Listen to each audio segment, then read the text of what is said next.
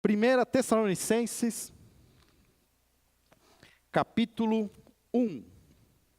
Paulo escreve uma carta, essa na verdade é a segunda carta que ele escreve. A primeira carta que ele escreve é uma igreja, é a igreja de Gálatas, e pelo contexto, os comentaristas entendem que essa é a segunda vez que Paulo escreve algo importante para uma comunidade local, e essa comunidade se encontrava na cidade Tessalônica. Diz assim, apóstolo Paulo se apresentando com os seus amigos, versículo 1, Paulo, Silvano e Timóteo, a igreja dos Tessalonicenses, em Deus Pai e no Senhor Jesus Cristo, a vocês graça e paz da parte de Deus e de nosso Senhor Jesus Cristo. Sempre damos graças a Deus por todos vocês, mencionando-os em nossas orações. Lembramos continuamente diante de nosso Deus e Pai o que vocês têm demonstrado, o trabalho que resulta da fé, o esforço motivado pelo amor, a perseverança proveniente da esperança em nosso Senhor Jesus Cristo. Sabemos, irmãos amados de Deus, que Ele os escolheu,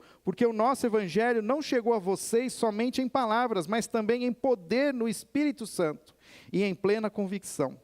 Vocês sabem como procedemos entre vocês em seu favor. De fato, vocês se tornaram nossos imitadores e do Senhor, pois apesar de muito sofrimento, receberam a palavra com alegria, que vem do Espírito Santo. Assim tornaram-se modelo para todos os crentes que estão na Macedônia e na Acaia. Porque partindo de vocês, propagou-se a mensagem do Senhor na Macedônia e na Acaia. Não somente isso, mas também por toda parte tornou-se conhecida a fé que vocês têm em Deus. O resultado é que não temos necessidade de dizer mais nada sobre isso, pois eles mesmos relatam de que maneira vocês nos receberam e como se voltaram para Deus, deixando os ídolos, a fim de servir ao Deus vivo e verdadeiro e esperar dos céus seu Filho, a quem ressuscitou dos mortos, Jesus, que nos livra da ira que há de vir. Quando hoje de manhã trouxe esse primeiro capítulo da carta de Paulo aos Tessalonicenses, tenho entendido que essa carta, ela é uma carta direcionada a uma igreja formada por discípulos, por verdadeiros discípulos de Jesus, e não só isso, uma igreja que também fazia novos discípulos. Tenho falado para vocês durante todo esse mês de outubro sobre o valor do discipulado. E tenho entendido que nós, como igreja local, nós podemos ser mais proativos, mais assertivos na maneira de fazer o nosso discipulado. E basicamente, quando eu falo em discipulado, eu estou falando num ato de seguir a Jesus, ou um ato de ajudar outros a seguir a Jesus. E o que significa seguir a Jesus? Significa se relacionar com Jesus, significa caminhar com Jesus, significa ouvir o convite que Jesus diz, dizendo, sigam-me. E nós vamos seguir a Jesus, vamos conviver com Jesus, aprender com Ele. E não só isso, nós vamos também repartir com outros que estão no caminho. Isso é discipulado. Discipulado não é método. Nós já somos uma igreja de muitos anos e facilmente nós criamos sistemas, metodologias, criamos técnicas, mas discipulado não é uma técnica, discipulado não é um material que nós estudamos, discipulado é vida na vida. Homens e mulheres que abrem o seu coração para viver mais perto de Jesus e do seu Evangelho, que atraem outros para esse mesmo caminho. Outra coisa que eu tenho aprendido, e eu falei isso semana passada, sobre sustentabilidade e viabilidade, que muitas vezes, ao longo dos séculos, a igreja tem esquecido aquilo que sustenta a igreja e tem buscado viabilizar a igreja, mas nós precisamos voltar ao princípio, entender que o plano de Deus para os seus discípulos é que eles sirvam, vivam e convivam em igreja, e que a igreja é sustentável, ela não é algo que vai acabar, ela não é algo que precisamos nos preocupar, que se nós não fizermos nada, ela vai morrer. A igreja de Cristo, ela será redimida, curada, restaurada e se encontrará com o seu noivo ao fim dos séculos. Amém. Ou seja, aquilo que Deus propôs para a igreja se sustenta. E toda vez que nós caímos na armadilha de achar um caminho, uma técnica, uma metodologia, um programa, um ministério, para que dá aquele, um tchan na igreja, nós estamos tentando viabilizar alguma coisa. Não que essas coisas não possam acontecer, mas elas começam, na verdade, com o sopro do Espírito Santo. Nós vimos aqui o texto mesmo, ele diz lá, o versículo 5, porque o nosso evangelho não chegou a vocês somente em palavras, mas também em poder no Espírito Santo. Uma igreja de discípulos é uma igreja que vive movida pelo poder do Espírito Santo, e não pelo poder de metodologias. E eu tenho falado isso porque quem é mais antigo de igreja já ouviu sobre discipulado e fica imaginando, pronto, o pastor Fábio vai começar, curso de discipulado, vamos ter que comprar material, vamos ter que estudar, vamos ter que nada. Nós precisamos caminhar mais perto de Jesus. Discipulado não é adestramento. E nós hoje estamos cheios de cristãos, e agora eu tenho feito também essa separação do que é cristão, do que é discípulo, cristãos adestrados. E nós fazemos isso com vocês aqui, vocês de alguma maneira acabam se adestrando. Você já sabe quando tem que levantar, sabe quando tem que sentar, sabe quando tem que ofertar, mas nós precisamos viver mais, o nosso viver precisa ser mais do que isso. Precisa ser algo orgânico, algo que faz parte das nossas vidas. Por isso, eu tenho enfatizado, e na verdade essas mensagens elas são provocativas. Eu quero sinceramente provocá-los para que vocês continuem pensando sobre isso, que surjam perguntas. Porque eu não vou as responder. Quem vai responder é o Pai. Eu vou colocar diante do Senhor. Se Ele tem nos trazido essas incômodos, eu sei também que esse mesmo Espírito também pode trazer para nós a direção. Para que a gente entenda o que está acontecendo aqui na carta de 1 Tessalonicenses. O primeiro capítulo, na verdade, é uma introdução. É uma carta onde Paulo, ele apresenta agora uma visão de que ele tem da igreja. Se Paulo escrevesse hoje uma carta para a nossa igreja, como seria essa introdução? Particularmente eu desejo, a minha oração é que a carta que Paulo escrevesse para nós fosse exatamente o primeiro capítulo de Tessalonicenses. Por quê? Porque aqui Paulo mostra como essa igreja tem crescido no discipulado. De novo, o que significa crescer no discipulado?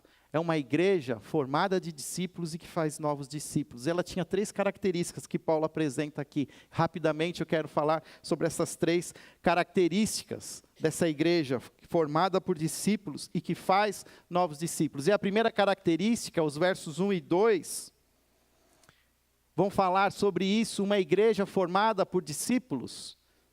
Uma igreja que faz novos discípulos é uma igreja que é modelo nas virtudes cristãs. O que significa isso? É uma igreja que adora um Deus Pai, Deus Filho e Deus Espírito Santo. Percebe o começo da carta, ele diz lá, verso 1, a vocês graça e paz da parte de Deus e do nosso Senhor Jesus Cristo. Verso 5, ele diz, mas também em poder no Espírito Santo. Cada vez mais, seguir a Deus é uma coisa muito genérica. É algo que pode ser qualquer Deus. A Arábia Saudita está nas mídias sociais, pois acabou assassinando um jornalista numa embaixada na Turquia. E por causa dessas notícias, talvez você tenha visto mais vezes a bandeira da Arábia Saudita.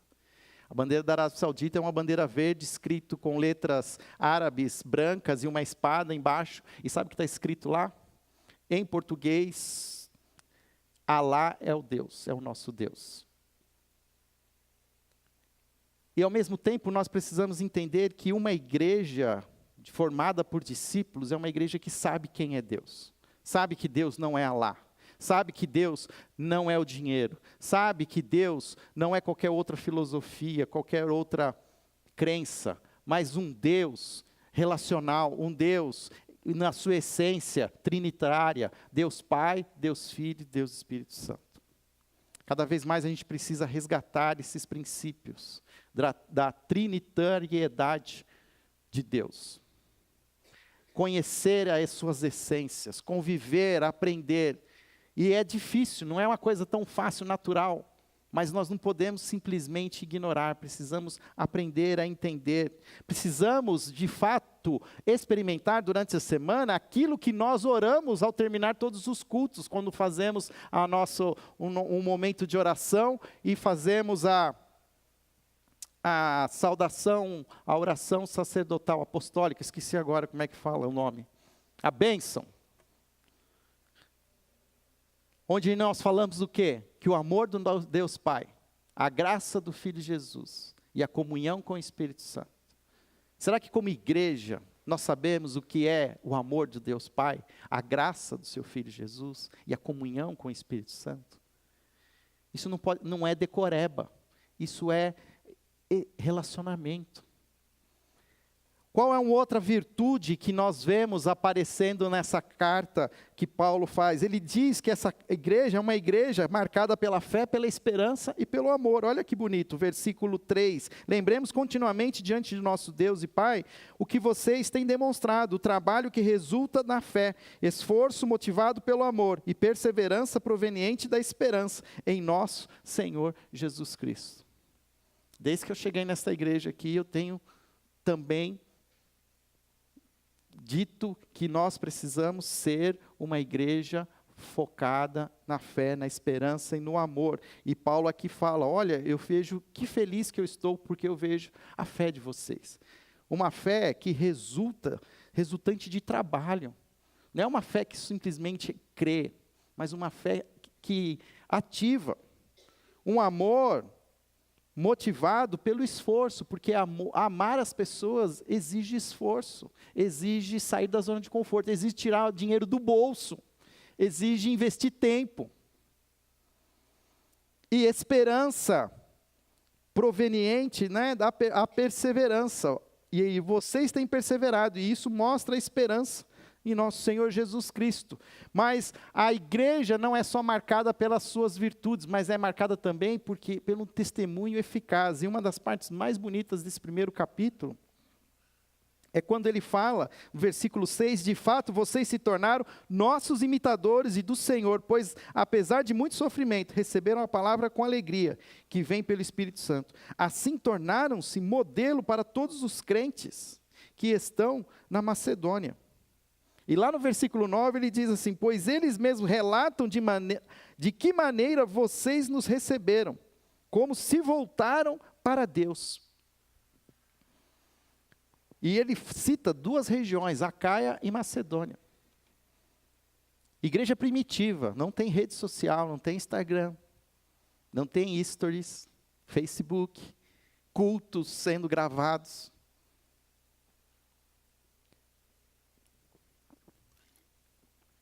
Mas a vida destes homens e mulheres cristãos em Tessalônica tem sido compartilhada com o mundo. Percebe o poder de verdadeiros discípulos, e verdadeiros discípulos aqui, ele diz, ele fala rapidamente, quero citar,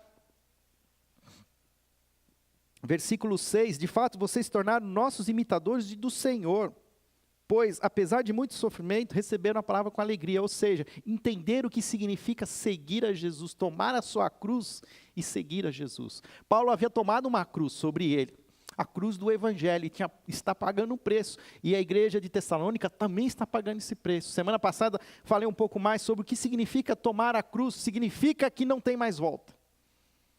Que quando colocamos a cruz nas nossas costas, o caminho final é o caminho da crucificação. Não tem volta. Ao mesmo tempo que somos convidados por Jesus a segui-lo, nós precisamos também ser sinceros, claros, que esse caminho não é um caminho sem dor. mas é um caminho que vai trazer desconforto, vai trazer pressões, bifurcações, e nós vamos precisar cada vez mais abafar o nosso eu, fazer morrer o nosso eu, para que Jesus viva em nós. O texto continua, e só para terminar o versículo 10, a igreja formada por discípulos, e que faz novos discípulos, é uma igreja preparada para a segunda vinda de Jesus. Aqui tem um contexto que vale a pena ser citado, que Paulo também escreve essa carta para ajudar a igreja a discernir a segunda vinda de Cristo. Um dos melhores textos onde nós temos uma fala de Paulo sobre os fins dos tempos está em Tessalonicenses. Por quê? Uma igreja que estava sofrendo por se posicionar como discipuladora. Sofrendo muito, a ponto deles acharem que eles já estavam inclusive na tribulação, pois a mensagem do Senhor é: eis que vem em breve. E era fato que alguns cristãos estavam até deixando de trabalhar, deixando já de fazer as coisas. O Cristo está voltando, porque o perrengue está tão grande que o imperador é o anticristo.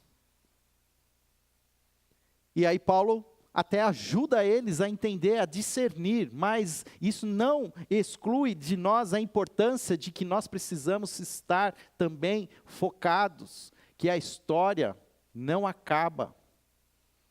A história, ela tem um fim na palavra de Cristo, na sua volta, que aquilo que nós somos aqui, aquilo que nós estamos nos tornando, está tendo reflexo na eternidade. E uma igreja que forma discípulos é uma igreja que tem essa atenção para aquilo que está acontecendo. Que a nossa maior expectativa é na volta do Rei Jesus. E entender que a volta do Rei Jesus tem um pacote que inclui coisas que nós não gostamos de pensar. Inclui anticristo, inclui tribulação, inclui a marca da besta, que pode ser chip, sei lá o que pode ser. E aí começa aquelas coisas todas no WhatsApp. Gente, então para de falar Maranata vem Jesus, porque Maranata vem Jesus no pacote está todas essas coisas. Para melhorar vai piorar, não é assim? A igreja de Tessalônica sabia que isso estava acontecendo. Mas eu queria continuar agora e ler o capítulo 2. Porque o capítulo 2, nós vamos ver também Paulo mostrando para a igreja, trazendo à memória da igreja, como é um verdadeiro discipulador, como alguém se torna um discipulador. Gosto da maneira como Paulo fala, porque ele fala sempre na primeira pessoa do plural. Ele fala assim: nós estivemos com vocês, vocês sabem o que nós fizemos. Por quê? Isso tem a ver com uma característica do discipulado, que não é um caminho de uma só pessoa, mas é um caminho de um grupo, de uma comunidade, de um time. Quando ele faz a apresentação da carta, ele diz Paulo, Silvano e Timóteo. E é sabido que também estava aqui Lucas, porque Lucas registra as viagens missionárias de Paulo, registra em Atos capítulo 17, o dia que Paulo chegou na cidade de Tessalônica, que ele pregou por 3 sábados, foram 3 sábados pregando na sinagoga, e essas mensagens trouxeram impacto no coração daqueles homens e mulheres que ouviram aquela mensagem e acolheram a Jesus, que aquilo criou um alvoroço. Lembra, todos nós que somos mais antigos de igreja, conhecemos o versículo que diz, aqueles que estão alvoroçando, é exatamente o que estava acontecendo, é o contexto de Tessalonicenses.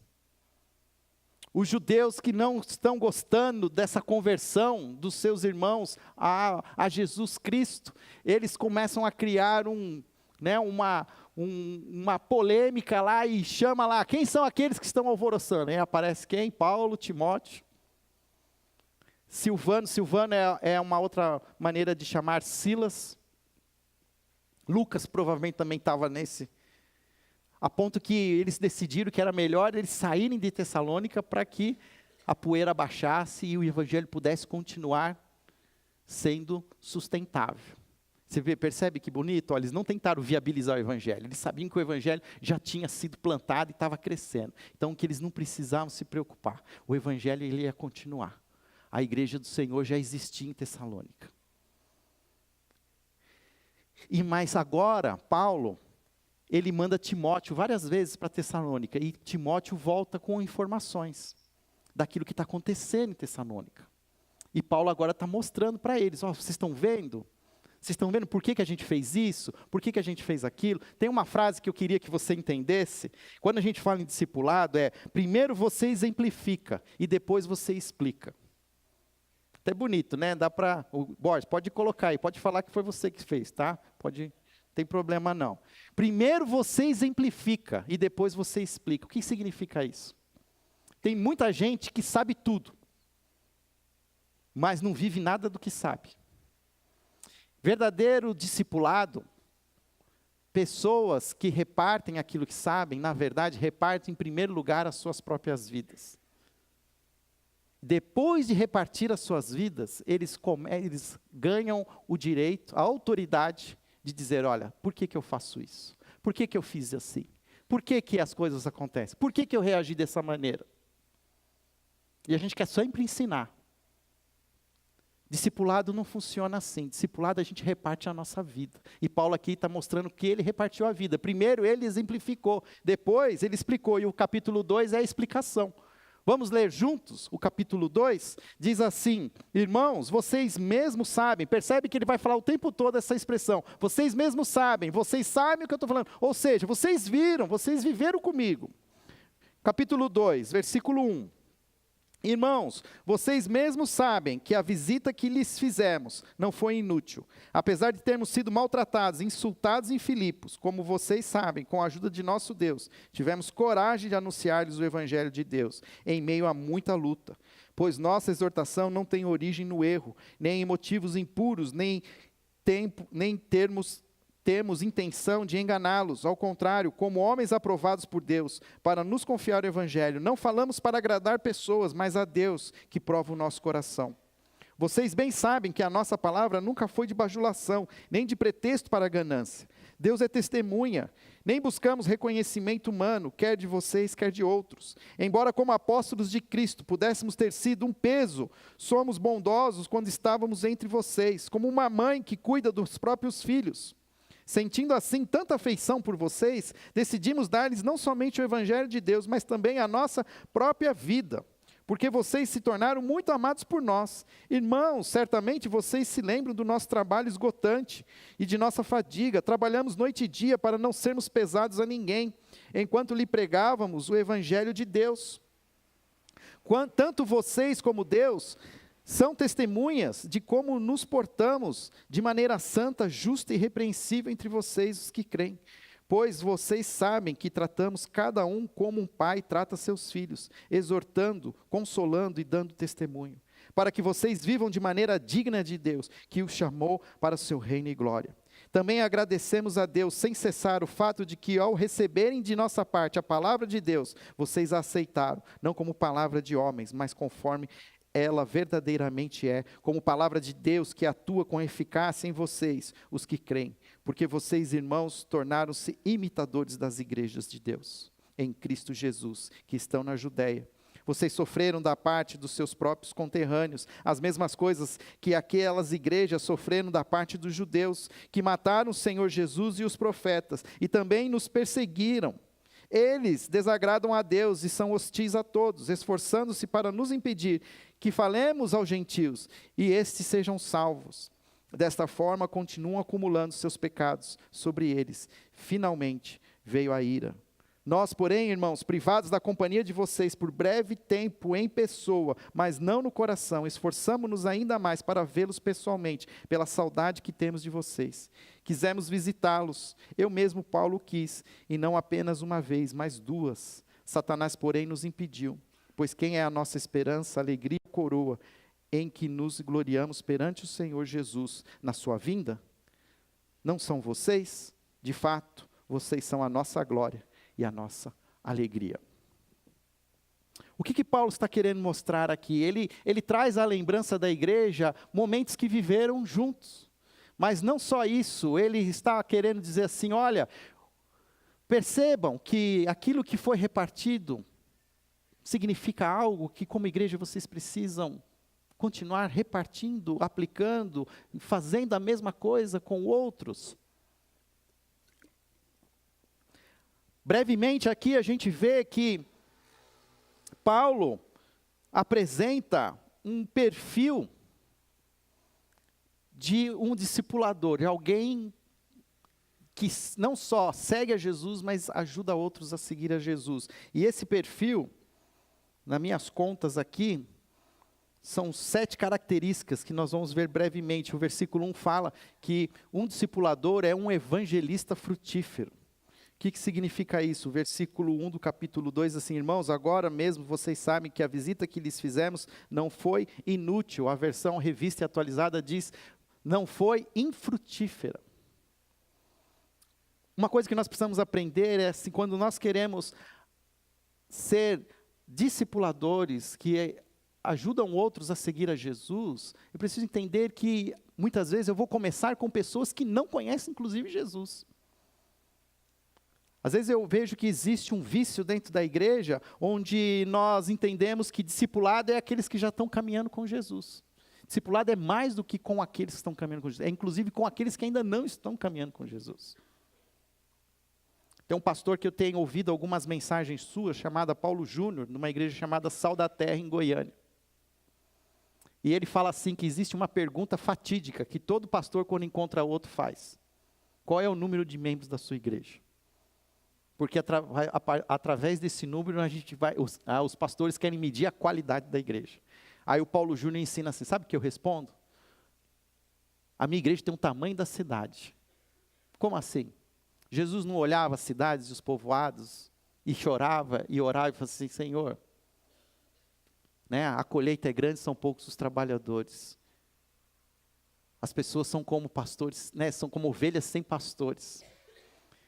Então o tamanho da minha igreja tem que ser o tamanho da cidade. Existem aqueles que já são os meus discípulos de Jesus, mas tem aqueles que ainda não são os discípulos de Jesus. E nós precisamos estar entendendo esse papel. Que nós precisamos olhar para as pessoas que estão ao nosso redor como potenciais seguidores de Jesus. Então, evangelismo faz parte do discipulado. Não só isso, qual é uma segunda característica? É alguém que fala, que prega com ousadia e coragem. Ele diz lá no versículo 2, apesar de termos sido maltratados, insultados em Filipos, como vocês sabem, com a ajuda de nosso Deus, tivemos coragem de anunciar-lhes o Evangelho de Deus, em meio a muita luta. Pois nossa exortação não tem origem no erro, nem em motivações impuras, nem temos intenção de enganá-los. Precisa ter coragem para se expor, para se apresentar como discípulo. Talvez até se vai falar que é um discípulo de Jesus, vai trazer uma antipatia, vai trazer até alguma brincadeira. Ah, então você é um fanático? Você é um religioso? Como é que a gente diria agora, né, nessas disputas políticas, né? Você então é de direita? Não, a gente precisa entender, começar a desconstruir todas essas percepções erradas, que discípulos de Jesus são discípulos de Jesus. São pessoas com nomes, com histórias diferentes, mas que têm uma entrega, um amor, um zelo pela palavra, por Jesus. Ou entendem que Jesus não é só o Salvador, mas é o Senhor das nossas vidas. Todo mundo gosta de Jesus como Salvador. Mas quantos de nós consideram Jesus o nosso Senhor? Ter Jesus como nosso Senhor é nos submetermos à vontade dEle, como escravos, como abrir mão da nossa vontade e obedecer a Jesus. Para isso nós precisamos muitas vezes de ousadia e coragem. Não só isso, mas o texto também diz que um discipulador é um encorajador sincero. Eu acabei lendo o versículo 3, porque ele diz lá, nossa exortação não tem origem em um erro, nem em motivações impuras, nem intenção de enganá-los. Ao contrário, o que significa isso? que ao ensinarmos os outros a seguir Jesus, nós temos que ensinar o pacote completo. Que vai ser difícil, que não é fácil não. Que não ganha, perde. Hoje a gente quer o quê? Alguma coisa que ganha. O que eu vou ganhar com isso? O que esse relacionamento vai me trazer? Ontem eu fiz um encontro com alguns casais de noivos, e uma pergunta que eu faço quando eu começo a conversar com eles é: por que estamos casando? Por que você está casando? E a expectativa de quem casa é que está ganhando alguma coisa. Agora, quem está mais tempo dentro do casamento sabe que a contabilidade não funciona bem assim. Porque se relacionar com alguém traz a intimidade, mas toda intimidade traz conflito, traz atrito, que precisam ser discutidas, precisam ser negociadas. E seguir a Jesus não é fazer o que você quer, mas é fazer o que Jesus quer. E muitas vezes o que Jesus quer que você faça não é o que você quer. Não é o que você sente sexualmente, não é o que você deseja fisicamente, não é o que você quer seguir, mas isso. Então Paulo, ele fala assim: olha, eu não escondi nada de vocês. Eu estou feliz porque vocês estão passando pelo perrengue, porque eu disse que vocês iam passar por perrengue. Não é fácil a vida não. E ele continua, o versículo 4, ele diz assim: mas também um discipulador, como eu fui com vocês, é um mordomo fiel. Como é que nós vemos isso no versículo 4? Ao contrário, como homens aprovados por Deus, bonito que ele fala sempre, né, na primeira pessoa do plural, como homens aprovados por Deus, para nos confiar o evangelho. A tradução, a versão grega, tem a ver assim, como homens a quem se confia as coisas de Deus. Isso tem a ver com o mordomo. A gente é pobre, a gente não sabe o que é mordomo. Eu brincava quando eu ia na casa da minha avó, aí tocava o telefone. Aí eu tinha um primo, ele fazia, eu achava engraçado, eu fazia também. Aí a gente atendia o telefone e falava assim: alô? Aí a pessoa não sabe, quem está falando? É o Jarbas. Quem é Jarbas? É o mordomo da casa com quem você quer falar, né? Era a nossa brincadeira. Mas o que significa mordomo? Mordomo é aquele que recebe todas as coisas do dono e é o administrador. Ele zela, ele preserva, ele tem a autonomia, inclusive, de repartir aquilo, de servir, de guardar, de investir. Era aquilo que foi dado como para José no Egito, quando ele foi servir na casa de Potifar. Potifar entregou as suas coisas para que José administrasse. José foi esse mordomo.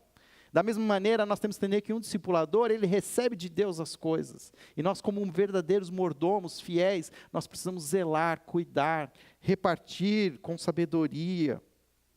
E ele fala exatamente sobre isso. Confiar a nós no Evangelho, e não falamos para agradar pessoas, mas para agradar a Deus, porque o que a gente faz, a gente não faz para que as pessoas fiquem felizes, mas para que Deus seja engrandecido, porque Ele prova o nosso coração.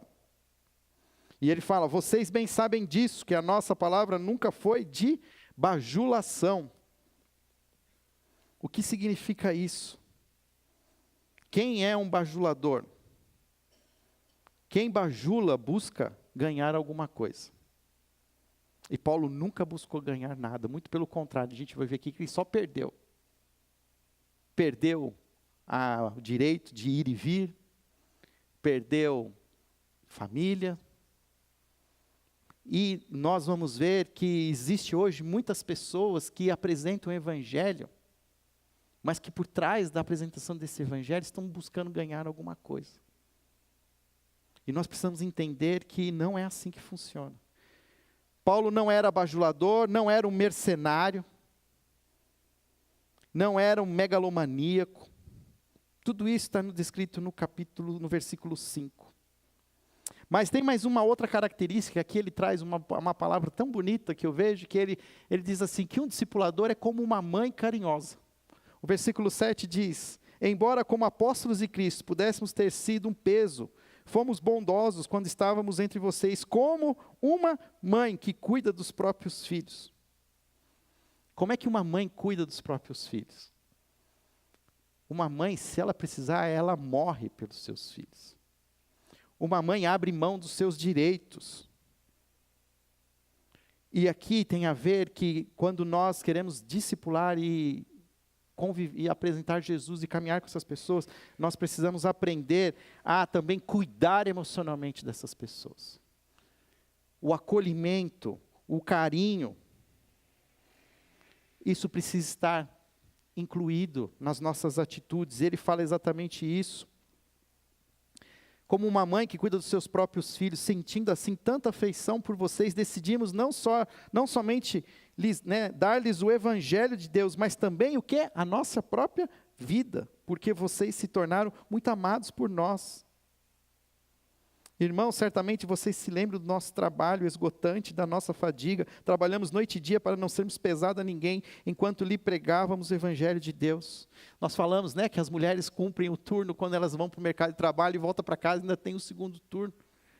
E Paulo está falando, olha, como uma mãe, eu tenho me esforçado e investido tempo com vocês, mas para não ser pesado, eu ainda estou buscando uma fonte de renda, eu estou trabalhando para me sustentar, porque era comum, natural, que os rabinos, os mestres da lei, eles eram itinerantes, e ao entrarem nas sinagogas e ensinarem, eles recebiam alguma oferta, eles recebiam algo para o seu sustento, pois eles não tinham uma renda fixa. E aqui Paulo, ele excede isso, ele fala assim, a gente busca ter renda. Como uma mãe mesmo que abre mão de tudo para que os seus filhos tenham tudo. Então, se alguém chegar para você e falar assim, olha, você é uma mãe para mim, isso vai ser um elogio. Esse é um elogio. Alguém está vendo Jesus em você. E não só isso, ele continua, não é só uma mãe, mas é um pai exemplar. Olha como ele fala no versículo 10. Tanto vocês como Deus são testemunhas de como nos portamos de maneira santa, justa e repreensível entre vocês, os que creem, pois vocês sabem que tratamos cada um como um pai trata os seus filhos. Num momento nosso de sociedade que tem tanta luta, entre homens e mulheres, Paulo aqui na simplicidade, ele fala assim, que homens e mulheres são importantes, têm características ímpares, que são necessárias, que combinadas se tornam bênçãos, tornam um ambiente sustentável. Um discipulador não pode ter características só de uma mãe, precisa ter características do pai. E o que é a característica do pai aqui, na verdade, são características que têm a ver com posicionamento, com coragem. Quando ele diz assim, nos portamos de maneira santa, justa e repreensível. Isso significa que todo pai precisa ser para os seus filhos um exemplo na relação com Deus, um exemplo na relação consigo mesmo e um exemplo na sua relação com o próximo. Quando ele diz lá, então, qual é a relação que um pai precisa ter com Deus? Uma relação santa, de santidade. Qual é a relação que ele precisa ter consigo mesmo? Uma relação de justiça, de o que é correto. E qual a relação com o outro? De irrepreensibilidade, sem falhas. Não é alguém que também não comete pecados, mas se comete, resolve e se torna irrepreensível. Versículo 12, exortando-os, consolando e dando testemunho para que vocês vivam de maneira digna que Deus os chamou para o seu reino. E aqui é bonito ver que existe uma exortação, é papel do pai a exortação, a bronca. Olha, se liga. Mas olha que bonito também, ele não diz, olha, mas cuidado, para que isso também não seja feito sem carinho, quando ele fala exortando, consolando e dando testemunho. Palavras de exortação, mas também palavras de consolo.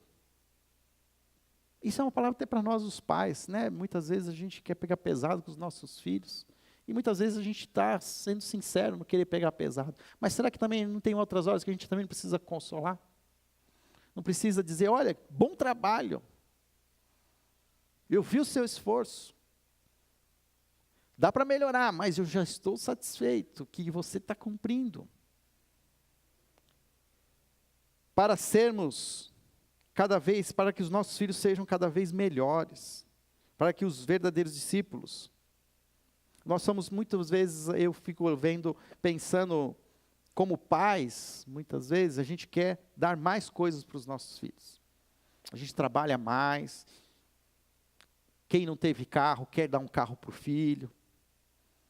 Mas a gente precisa aprender que, ao discipular os nossos filhos, não é de coisas que eles precisam. Eles não precisam ter mais coisas, eles precisam ser melhores discípulos.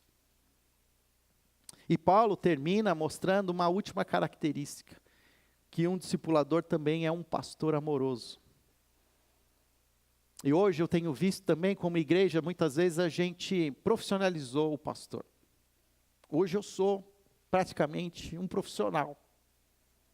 Mas isso traz uma armadilha de achar que o pastor é o que discipula todos. E na verdade o que Paulo está dizendo aqui é que isso faz parte do papel dos discipuladores. Ser um pastor amoroso, e a partir do versículo 13 ele vai dizer assim,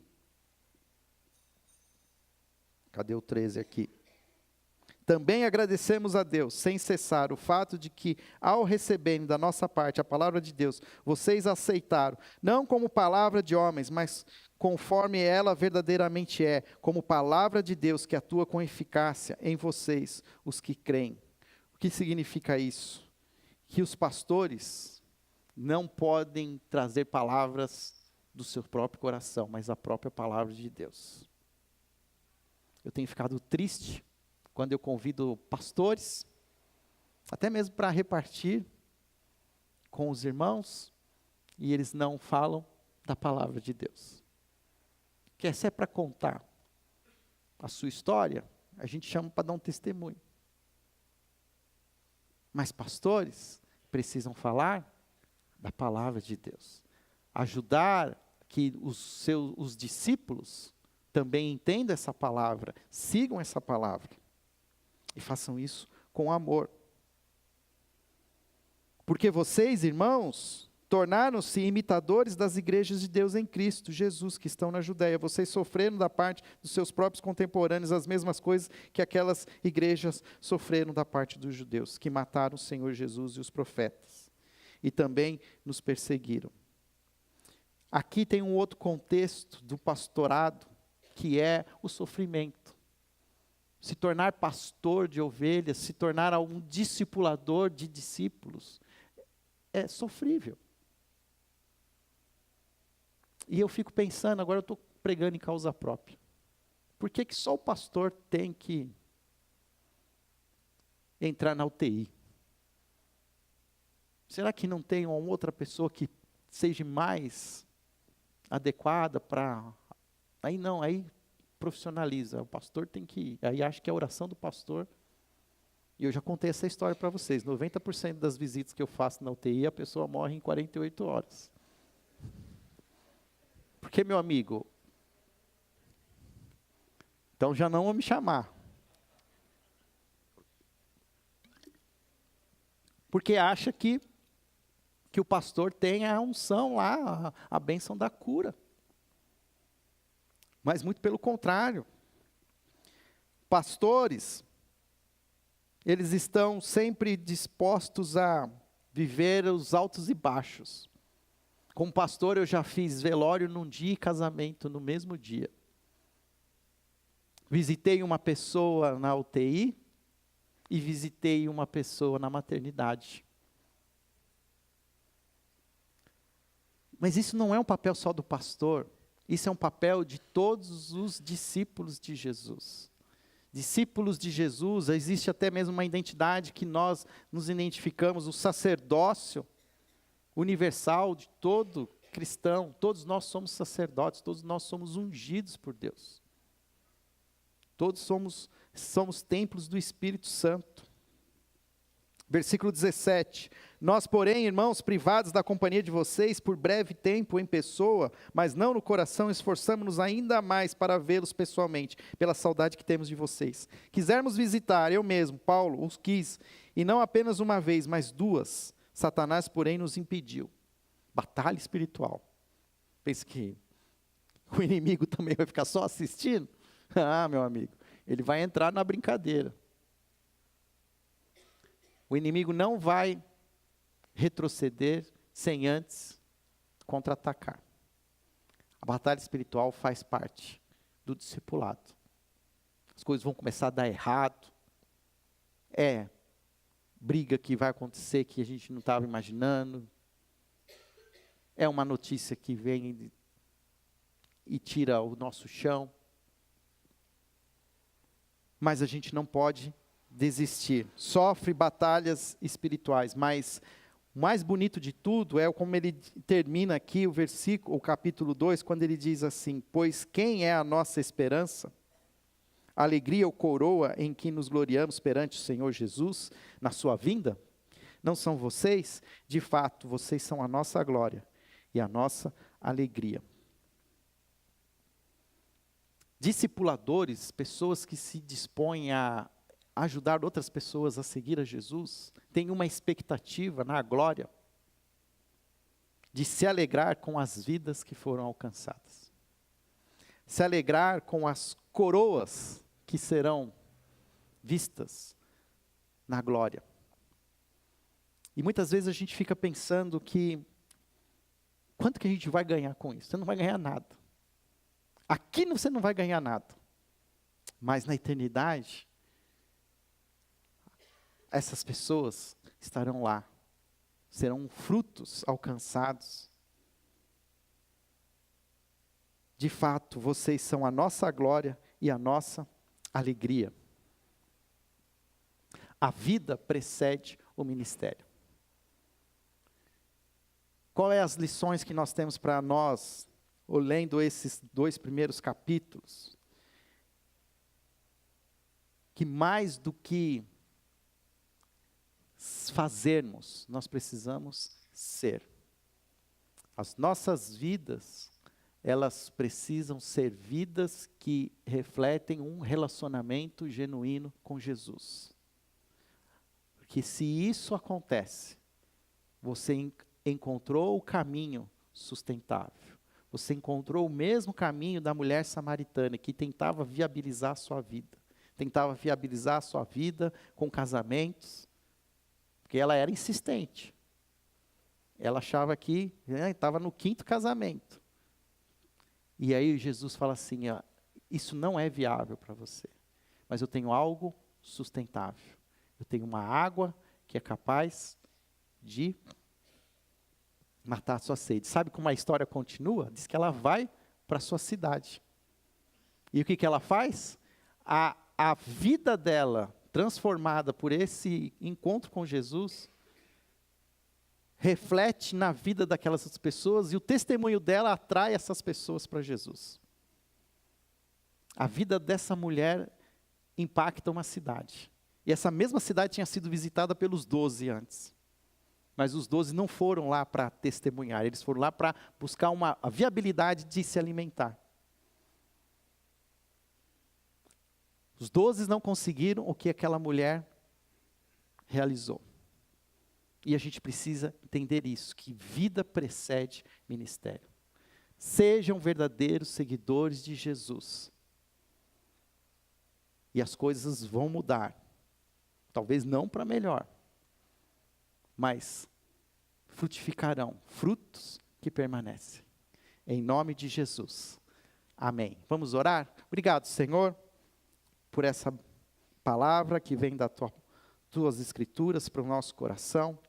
Obrigado, Senhor, por conhecermos mais detalhes da vida deste homem, servo teu, Paulo, verdadeiro discípulo de Jesus, mas alguém que não contente também dedicou a sua vida para alcançar outros e impactou tanto, ó Pai, o cristianismo nos primeiros séculos. Senhor, nós estamos já na outra ponta, nós estamos no fim dos séculos. Mas queremos também seguir a mesma atitude de Paulo. Seguir, Senhor, como ele tem ensinado a igreja primitiva, voltar à essência, voltarmos a ser verdadeiros seguidores de Jesus, verdadeiros discípulos. Alcançar as pessoas que estão ao nosso redor e levá-las para um verdadeiro relacionamento com Jesus. Por isso te pedimos, ó Pai, que o Senhor nos conceda a tua graça, do seu amor. da tua sabedoria, do seu discernimento, no poder do teu Espírito, em nome de Jesus. Amém.